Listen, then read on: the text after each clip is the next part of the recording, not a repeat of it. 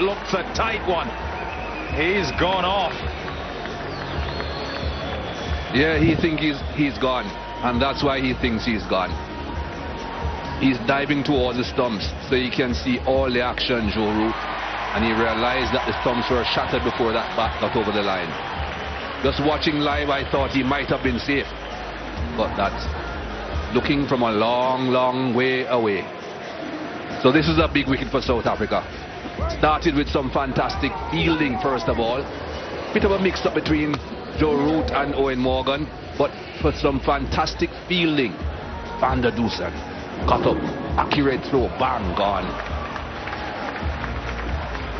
It's outstanding fielder, really is.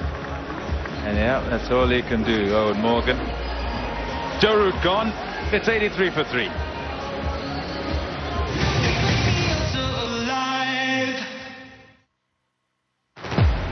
I am Harmanpreet Kaur. T20 हो या test cricket, men हो या women, India हो या Australia. Love for cricket knows no boundaries. Watch the explosive T20 series for power-hitting batting and dazzling bowling in the Tri-Series nation. Commonwealth Bank Women's International Series, Friday 31st January to Wednesday 12th February, live and exclusive on Sony Sports Network. आखिर प्यार तो cricket से ही है. Root gone, Denley in. Oh, gone! What a catch! Outstanding by Bavuma. Superb this by Shamsi. Bang, bang, go South Africa. Well, Quinton de Kock put Bavuma in the stiff corner because he is looking for wickets. And that's the way to slow down any batting team, get wickets. And this is a good catch. Shamsi has been getting the ball to turn. And that's not a very thin edge. It's more thick outside half of the bat because he's looking to steer the ball to backward point, and with the spin, it hits less of the bat than he would like. Well, one thing he has learned a bit from, the celebration from Imran. Eoin Morgan goes for 11. It's 83 for 4. In at number 6 is Tom Banton. Shot. Too short, no cover there. And put away for 4. Banton with his first boundary. He missed one earlier on. And he's not one to play back either at this pace. Looking to come forward, and when it's short, he just stands his ground and pulls it through the mid-wicket region.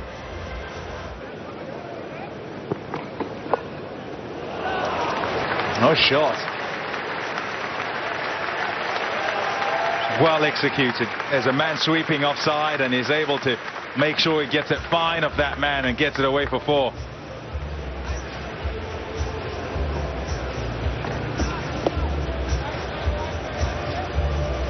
That's a regular shot now.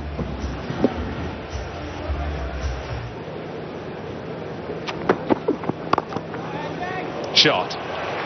Oh, that's beautiful. A great blow of the bat. Just lets it come down and hits it straight back past the bowler.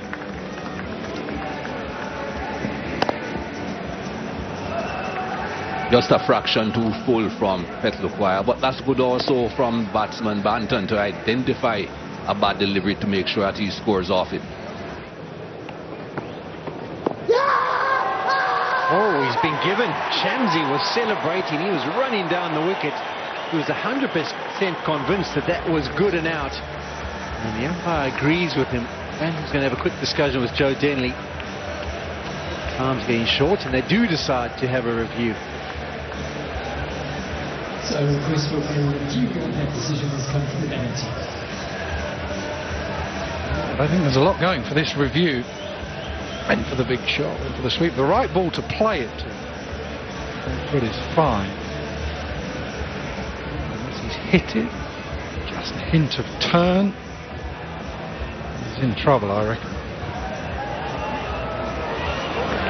Could be an umpire's call and maybe line. We never straight down the line on those ones because we're looking to see if there's an inside edge involved. So he may just get away with being outside the line. I think it could be close to an umpire's call. Where's the first contact? No bat involved, no edge involved. And this is, what does it? Makes contact with the front pad.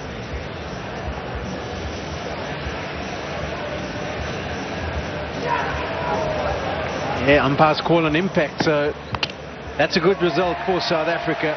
The review they don't lose because it was the umpire's call, but it's Shamsi again, picked up the wicket of Owen Morgan, he's backed it up with the one of Banton, who finishes his first one-day international innings for England. He goes for 18, 108 for 5.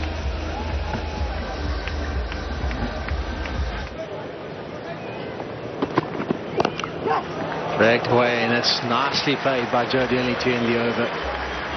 Back of a length that just set up to be hit on the slow surface and put away beautifully.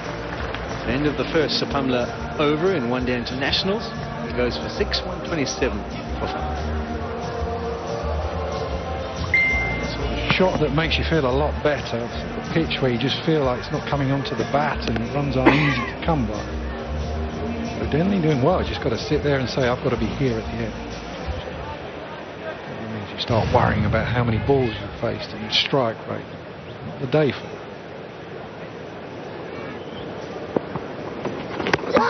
Sweeps and misses it. Bowled around his legs. Shamsi strikes again. South Africa pick up their 6th. Really tossed this one up. Little bit of spin, just gets the wrong side of the ball, does Curran. The death rattle as it just went past that pad. And up to the screen just to see exactly how that's bowled him. Just goes too far across. And just hits that leg stump. Cue the celebration.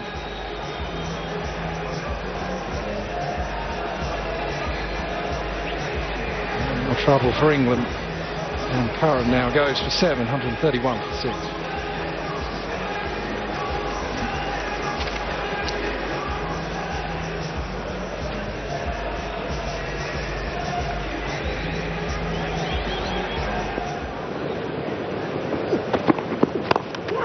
And safe. Okay, just a chip that he didn't really get hold of.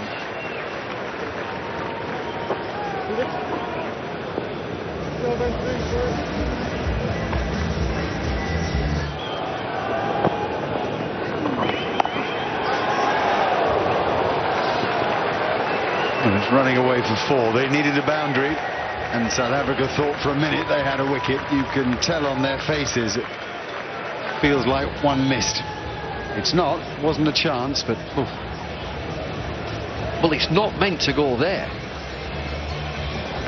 Anxious look as it's in the air from a top edge and it just evades. Backward point, races away for 4. Sure he's aiming that much squarer. Welcome boundary for England.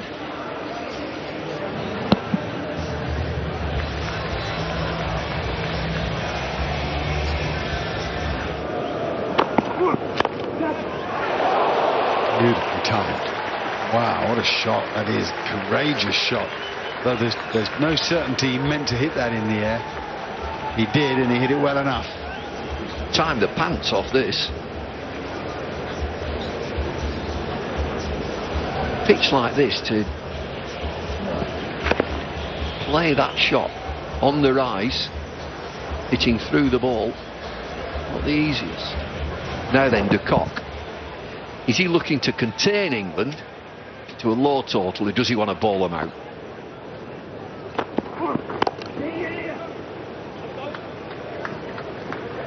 .173 for 6.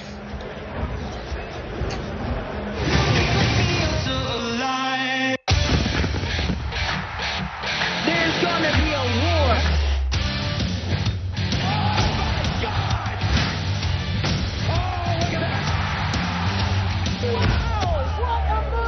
Entertainment Patakke. WWE. Only on Sony 10-1 and Sony 10-3.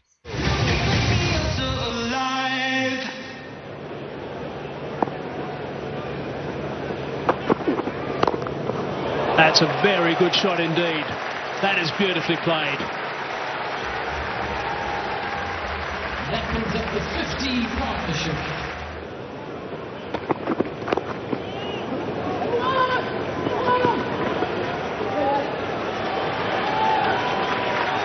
Easily back for the second.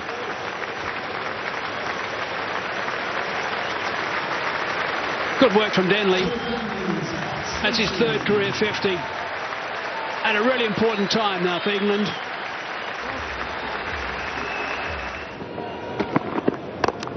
Oh, that's a beautiful shot. And that has gone. That is a fine strike.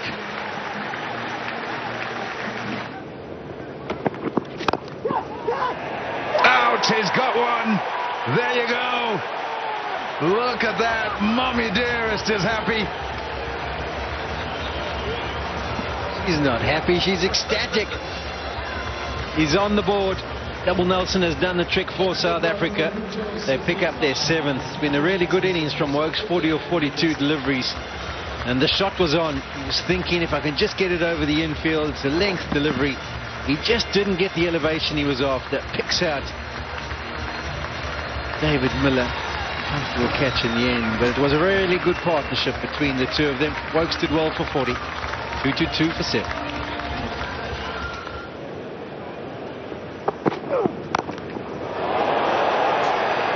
Well. That is absolutely clubbed.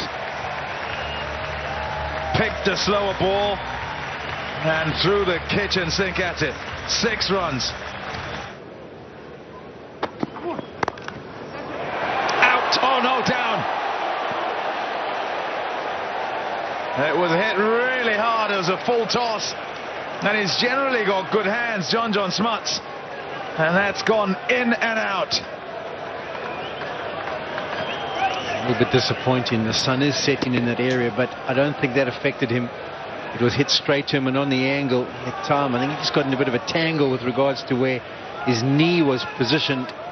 Pops out. Will that cost South Africa?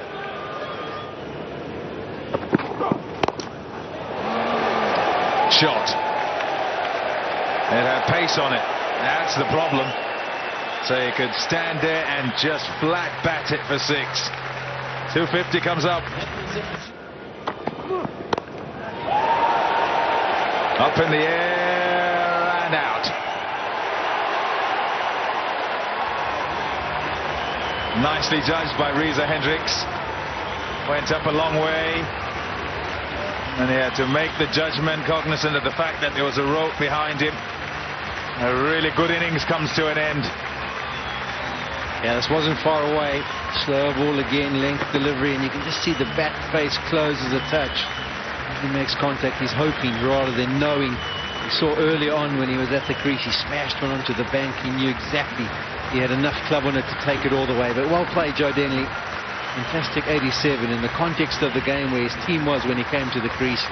That's a mighty fine effort. 254 for 8. So here we go then, final ball of the innings. Right in the block hole, they'll run. Why are you throwing it? Oh dear. They'll go for a third. Well, then no, they won't. A bit of a brain fade there. Goodness gracious. England ends 258 for 8. So 258 for 23 at the end of their run at 50 overs.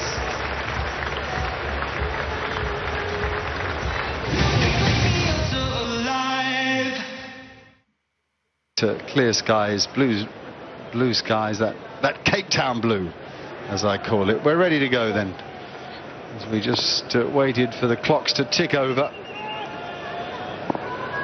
Quinton de Kock on strike, 259 the target. And with me in the commentary box is Rob Key. Afternoon all. Fascinating first 10 overs, because this is about trying to make the most of the ball skidding onto the bat. England as well got to be smart with the ball. Then it's going to be a bit tougher. Batting will become that little bit harder. Then you have to make sure you try and set it up for the back end. This bloke can make batting look easy on any surface. Well, you feel that a good start is imperative. I know that's a bit of a cliche, but the pitch is so slow that when the ball gets soft and the guys all take pace off it, it's really difficult to force that pace. You know, England had 50 pretty quickly. I think 10 overs they reached 50, I'd guess 51 maybe. And then Roy got out and Bairstow straight afterwards, and the whole tempo, in fact the whole nature of the game changed. So much so that from looking as if men were playing against boys, South Africa evened things up, took command rather, and the suggestion was reversed for a period where England were rendered shotless and South Africa were fielding like tigers and bowling gun barrels straight. I tell you something, Rob, this is, if South Africa were to win this, it would be the highest winning total chasing in a one-day international in Cape Town. So shows you how difficult it is. Times as well, you're used to the ball swinging around under lights, but actually, early start, it's not going to do a great deal. You wouldn't think in the end. But it will mean then that the pitch is still slow. Sometimes it can skip on when the evening takes effect. And this, though, I think for the early part, it's actually going to skid on with the new ball, and it's going to be tough. Well, the big difference, I think, is this earlier start. You make a great point. It used to be 2:30, then 2:20, then 2 o'clock. This was a 1 o'clock start. So it's much less of a night game than a day game. And then add in this clear weather and warm weather. Yesterday evening there was a lot of humidity and a very low fog. In fact, a sort of freakishly low fog.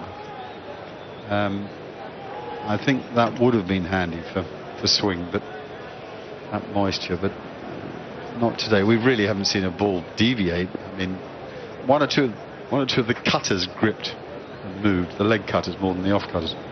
Well.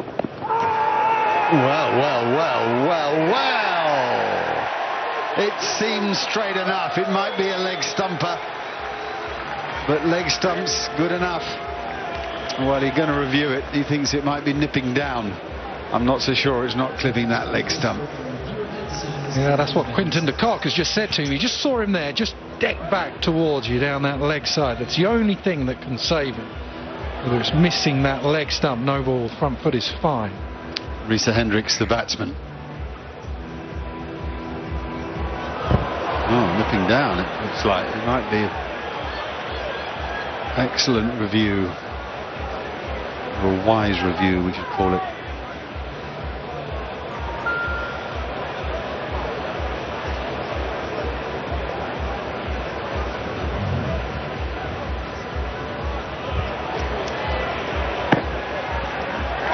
Oh, going way down.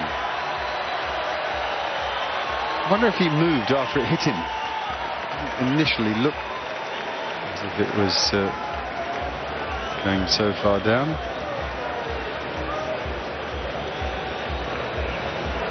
Yeah, I see Quinton de Kock. You see that left of picture, just as Rob Key noticed. So Gregory Brathwaite's decision has been overturned. Opening the bowling at the Kelvin Grove. Sean George, I should say. 53rd one-day international for the South African, Sean George. My apologies to Gregory.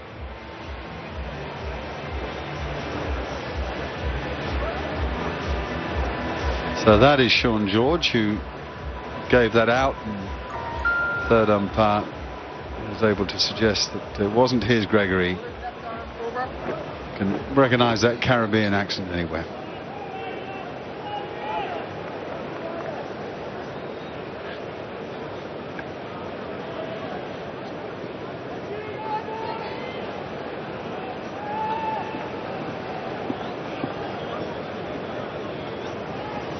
Sam Curran, who took the new ball in the last couple of tests, Port Elizabeth and the Wanderers.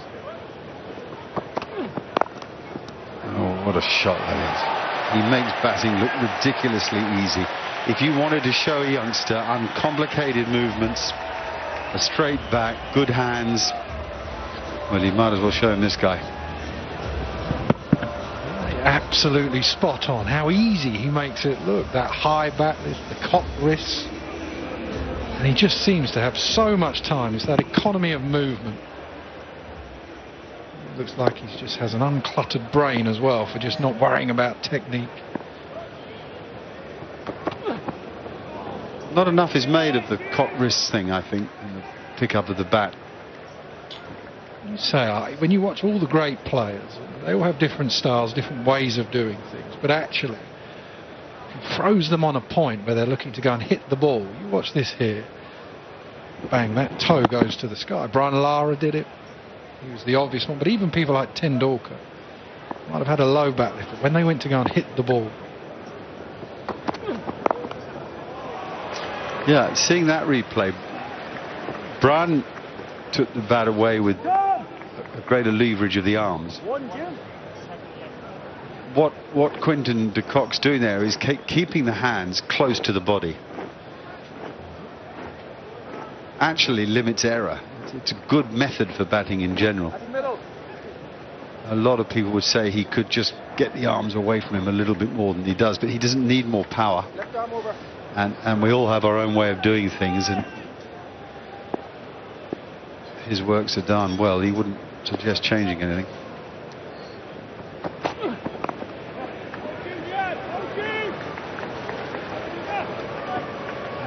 Go back through the ages, people like Viv even, low bat lift, but then it would go up. Sobers, people like that.